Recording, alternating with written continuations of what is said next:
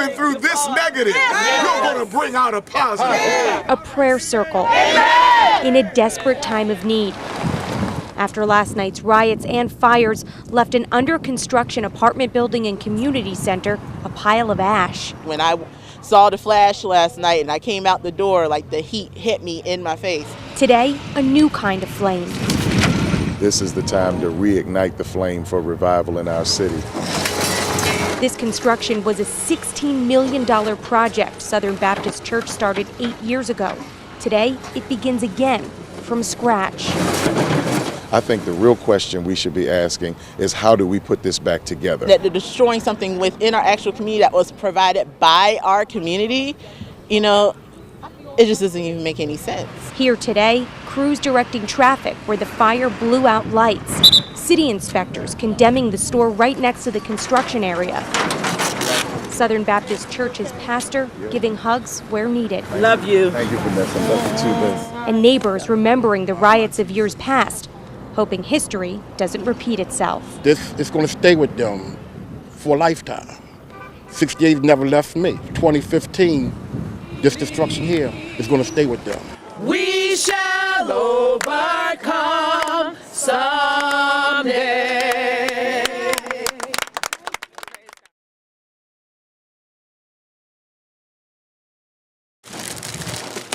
For the third holiday season in a row, postal worker Tyler Davis heads out with hundreds of packages.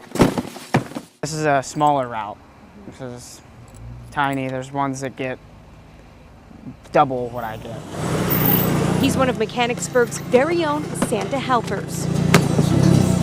It's busy, and busy, working 60 plus hours a week. Tomorrow is the deadline for standard domestic shipping if you want your mail to arrive by Christmas Day. That makes today the biggest shipping day of the year. I don't mind it. It's stressful working 7 days a week. Got a package here for you, ma'am. There are so many packages, Davis will have to return to the post office and pick up the ones he couldn't fit in his truck the first time. You get stuff from different countries a lot more, mail-wise, and the volume that you pick up of outgoing mail increases tremendously. He has to stay focused, get in, get out, and get home. He'll be back tomorrow and the next day and every day until 2016. That's the downfall, but after those 2 weeks, it's a good feeling for the few days that when you have the paycheck.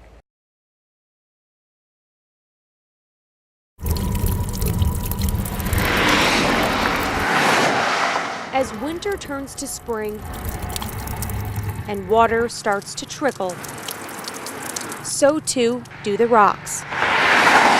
But they tumble. That's what state police say happened along this stretch of 322 West early Friday morning near the Newport exit.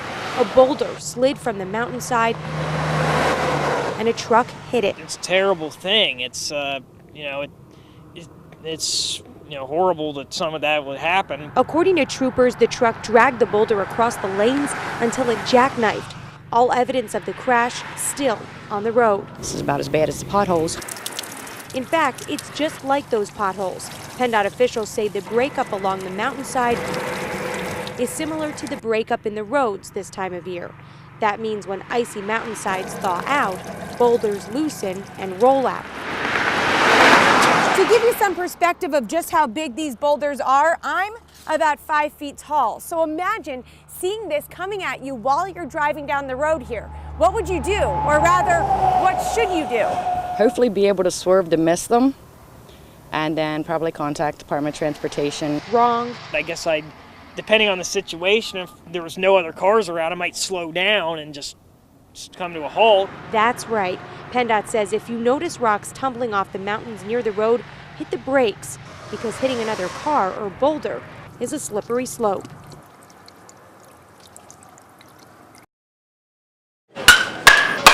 From the crack of the bat in Williamsport to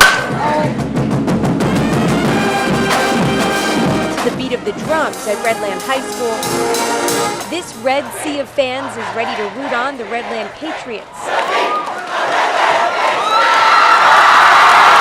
In the Little League World Series U.S. Championship game. Hosting a pep rally at Redland High School today for kids.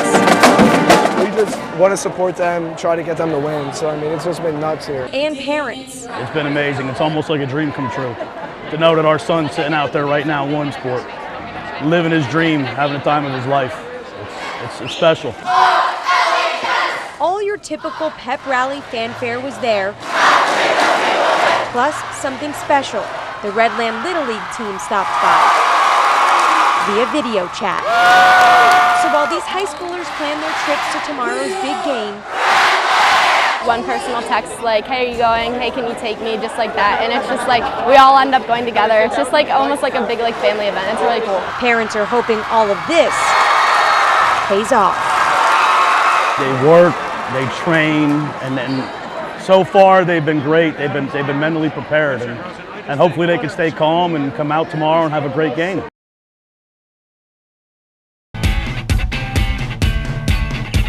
A lot of excitement tonight in Williamsport for the fans cheering on their team. But when there's no action on the field, there's certainly action in the stands. Here's Chanel Douglas again with that unique entertainment. The action wasn't just on the field, it was here on the hill. I mean, everybody's here. Just outside the fence, fans put cardboard to good use.